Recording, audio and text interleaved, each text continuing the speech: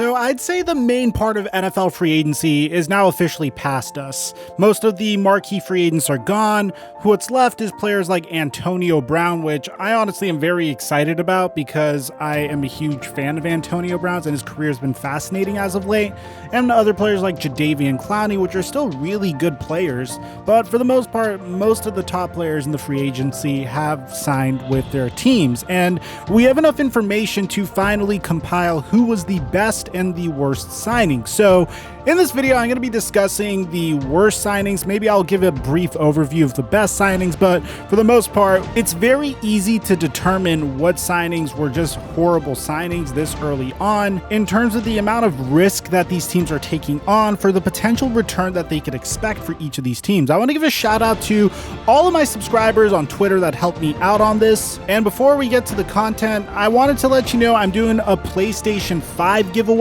All you have to do is follow me on Instagram and turn on my notifications on IG, and you've entered for a chance to win a PlayStation 5, or if you want, you can switch it to an Xbox Series X. It's up to you. I have to buy it fresh from a scalper because most of these websites still don't have a legitimate way to purchase a PlayStation 5 or Xbox Series X outright. Now that we get all of that out of the way, break!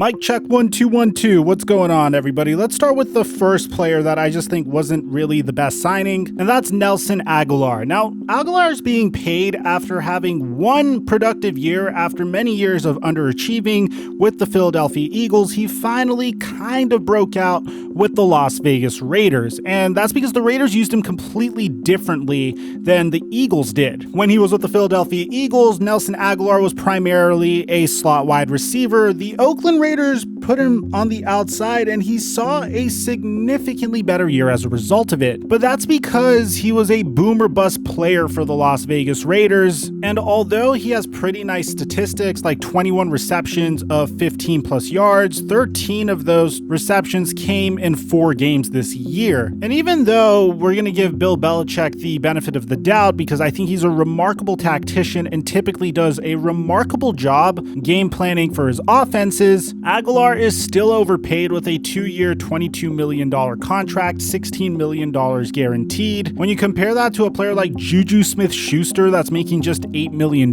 this year, or even Will Fuller, who's on a 1-year, $10 million prove-it deal with the Miami Dolphins, this deal doesn't really look that good. Now, at the end of the day, it's not a crippling contract, but I just can't help but feel like there are better contracts out there. Up next, we have Leonard Floyd. And originally, a year ago, the Los Angeles Rams took a chance on Leonard Floyd. And it was a brilliant idea. You sign Leonard Floyd to a prove-it deal. You have practically no money. It makes a lot of sense to sign an edge rusher that needs to prove himself when you have as little cap space as the LA Rams do.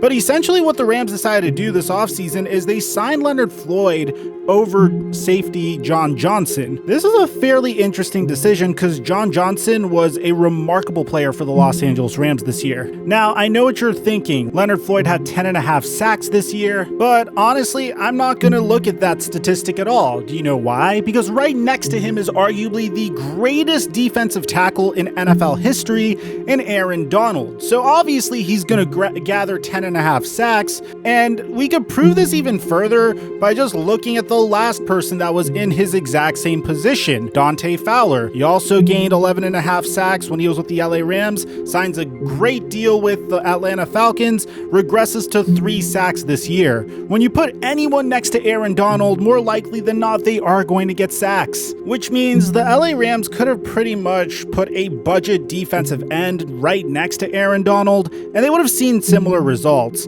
I think they made a mistake in choosing Leonard Floyd over John Johnson, and when you have as little capital as the LA Rams do, and as little assets as the LA Rams do, bear in mind, they haven't had a first-round draft pick since Jared Goff, and they just traded Jared Goff. So you have to be a little bit more careful and wary with what you do with all of your draft capital and what you do with your salary cap space. Unfortunately, I don't think they made the right decision here. If you currently look at Dante Fowler's situation, he had to take a pay cut last week.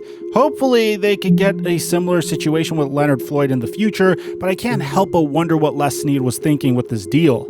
Up next, we need to discuss Bud Dupree, because Bud Dupree, no matter what statistics he's put up, he tore his ACL in December. He was doing a remarkable job prior to that, but 60% of his pressures in 2020 were due to unblocked situations. He hasn't shown that he could consistently win in one-on-one situations, and it looks like the Tennessee Titans made the age-old mistake in just looking at very simple basic statistics as opposed to looking further at the tape and beyond those basic statistics. The entire Pittsburgh Steelers defense is primarily first-round draft picks, including Bud Dupree himself, and he hasn't shown us the ability that he could consistently win in one-on-one situations, which makes a 5-year $82.5 million contract, or $35 million guaranteed, fairly questionable at best. Another player that's pretty much in this exact same situation is Trey Hendrickson,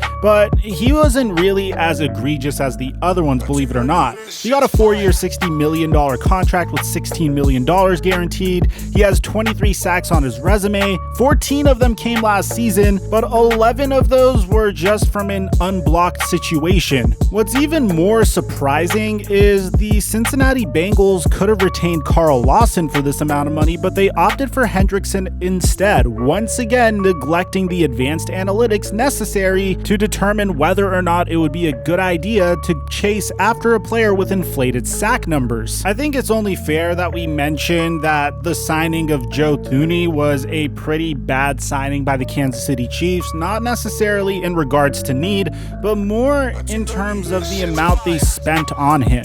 You see, Joe Thuney is getting more money than Trent Williams or any other offensive lineman available. Trent Williams is a left tackle. Joe Thuney is an interior guard. And don't get it twisted, he's a remarkable offensive lineman. And I can't help but feel like this is just a knee-jerk reaction to what the Kansas City Chiefs had to endure in the Super Bowl. Yeah, watching the NFL's brand new Golden Boy scramble left and right and get decimated by the Tampa Bay Buccaneers on national television had to have been uncomfortable, so I could understand saying that we are going to pay top dollar for the best guard available to protect him, but paying him this much money was a little unnecessary. Fortunately, they were able to acquire Kyle Long as well, but I feel like there should have been a little bit more negotiation between the Kansas City Chiefs and Thuney before making this knee-jerk decision. And the worst decision in free agency, at least in my opinion,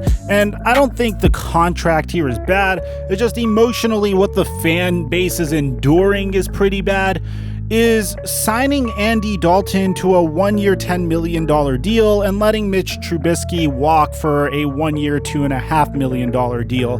Look, I am a Cowboys fan. I think Andy Dalton didn't get a fair opportunity last year, but I don't see how Andy Dalton is much of an improvement from Nick Foles, hell, from Mitch Trubisky either. Ryan Pace has completely botched the quarterback situation in this entire era for the Chicago Bears, and I can't help but feel bad. Starting in 2017, drafting Mitch Trubisky and moving up a whole draft pick by giving up 2 third-round picks. One ended up becoming Alvin Kamara, by the way, to draft Trubisky over Deshaun Watson. I'm going to give him a pass for Patrick Mahomes because nobody knew Patrick Mahomes would be the player he is today, but Deshaun Watson didn't really take a scouting genius to know that he was going to succeed in the NFL. Mitch Trubisky had like 11 games played in college, so that in of itself was a horrible decision. But on top of that, he decided to overpay for Mike Glennon in his first year and punted on Mitch Trubisky extremely prematurely. I mean, this is your number 2 overall pick who showed some promise that clearly isn't working out in Chicago, that clearly is performing really poorly poorly in Chicago,